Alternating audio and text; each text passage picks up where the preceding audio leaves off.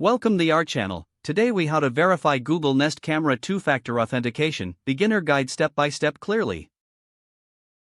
To verify two-factor authentication on your Google Nest camera, start by opening the Google Home app on your device. Sign in with your Google account if you're not already logged in. Once logged in, locate your Nest camera on the home screen. Tap on the camera to open its settings. Next, look for the option labeled Security. Select Two-Factor Authentication from the security options. If prompted, enter your account password to access the settings.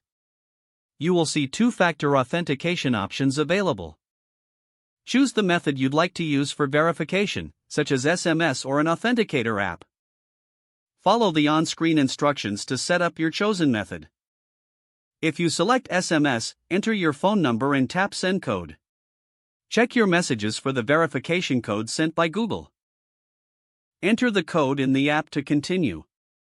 If you choose an authenticator app, scan the QR code provided. Follow the prompts to complete the setup process. Once verification is complete, you will return to the security settings. You should see that two-factor authentication is now enabled. Make sure to keep your recovery options updated to avoid getting locked out. Your Google Nest camera is now secured with two-factor authentication. This enhances the security of your camera and protects your privacy. You are now ready to use your camera with added security measures in place. If the page does not load, refresh the browser or try again in a private or incognito window. Make sure you are using the correct email address, then retype it carefully to avoid small typos.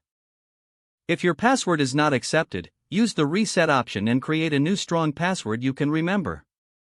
Check your spam folder for verification or security emails, then complete any requested confirmation steps. Enable two-factor authentication if available to improve account security and reduce unauthorized access risk. After signing in, review your profile details so your contact information and settings are accurate and current. If you see an error message, note it down and try again after restarting your device and internet connection. Log out when you finish, especially on shared devices, to keep your account and payment information secure. If the page does not load, refresh the browser or try again in a private or incognito window. Don't forget to like this video and subscribe to our channel for more step-by-step tech guides.